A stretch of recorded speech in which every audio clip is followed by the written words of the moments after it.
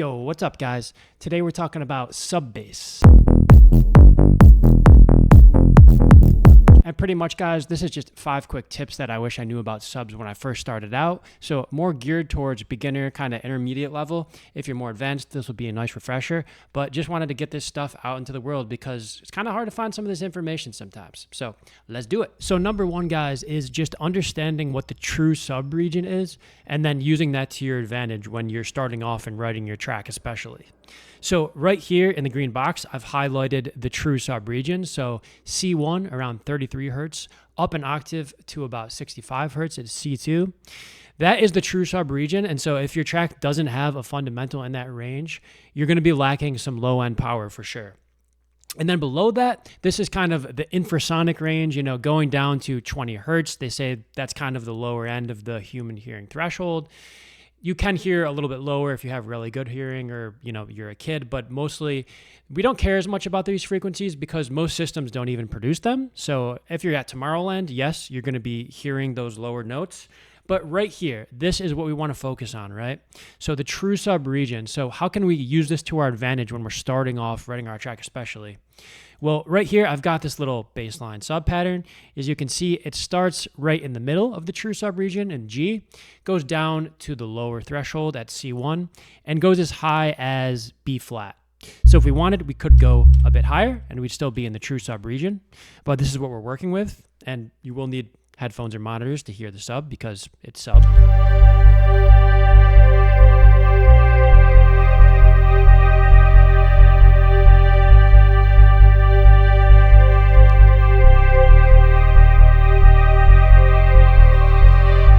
So sounding pretty good. We stay within the true sub region, but what if our baseline pattern was different, right? What if we had a rising pattern, something like this, that goes from G outside of the true sub region? So, right, we rise all the way up to C2 and then boom, up to D2. We're outside of the range. So let's give this a quick listen.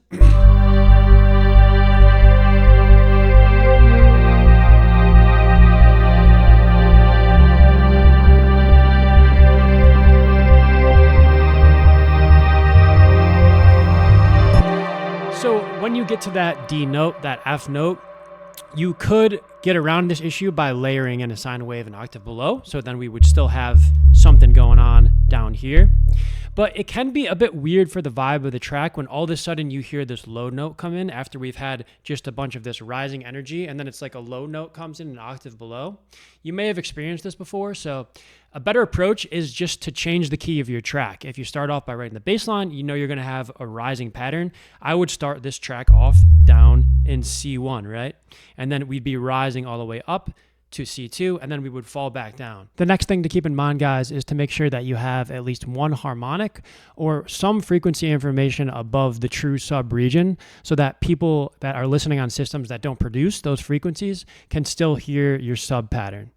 So a bad iPhone, a bad laptop, etc., they're not going to hear frequencies in the true sub region necessarily.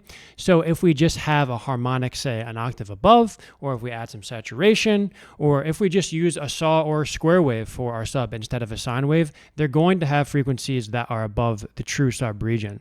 So right now I just have a sine wave loaded up, operator Ableton. Let's hear what's going on and then look in the meters. Again, you're going to need nice headphones or monitors to hear.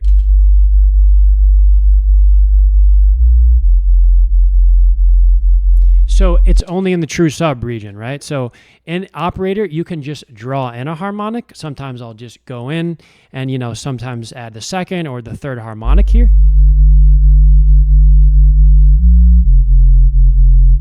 So now it's going to convert better across more systems, right? Just thinking of mastering and sort of getting the most bang for your buck across systems. Another thing to keep in mind, guys, is that for most genres of EDM, you're going to want to have that harmonic in the true sub region to be slightly louder than the next harmonic up.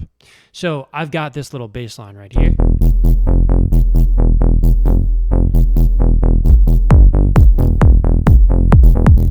And if we see what's going on here in the true sub region, we see that it is slightly louder than the next harmonic up. But I've had many instances where I gravitate towards a preset or a bass where the tonal balance is not necessarily like that. So I'm going to kind of just EQ it so that the sub is a little lower and that the harmonics in the 1 to 200 range are a little bit higher. And then let's look on the meter and listen. So even that, it still sounds pretty good. They're fairly even. But if we turn this back off, right, it just gives us that low end girth and power. So off versus on.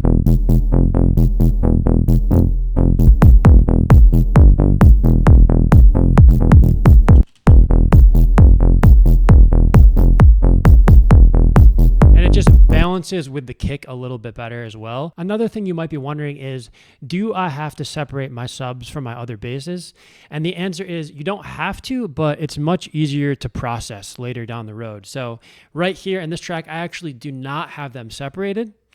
I have just a couple of serum presets here. I got a DAGs preset here, and I have this other buzzer bass. And the reason you might want them separated is because let's say I want to now add some reverb to the bass. So we've got it dry sounding like this. Let's say I want to add some reverb.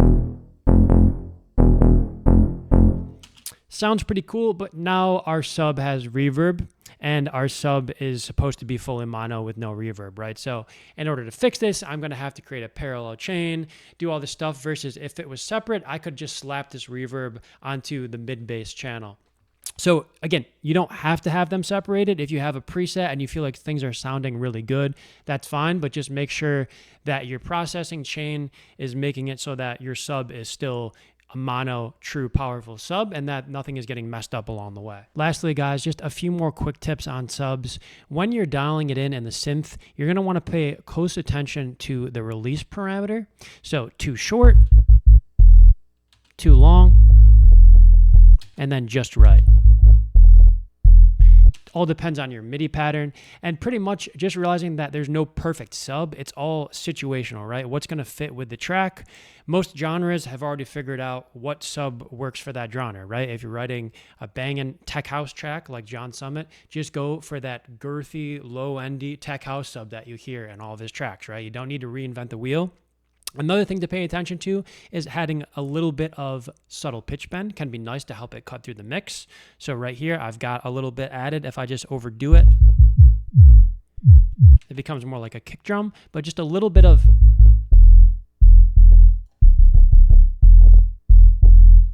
subtle attack can be nice to cut through the mix sometimes.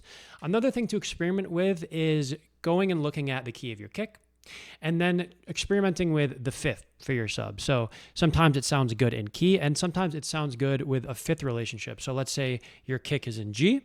Maybe you go down to C for your sub. Experiment with fifth relationships. I found that it can sound really good. And then also just not over processing, right? So if you have a super long chain on your sub with like a ton of saturation, all this stuff, it's probably going to kill the sub, and you probably just want to go back to using a clean sine wave or something very basic. All right, y'all, that wraps it up for today. Thanks for watching, and please drop me a subscribe, will you? And stay tuned for more. I'm going to be pretty much releasing one tutorial per week and just pretty much putting all my best tips out there so that you guys can level up. Peace.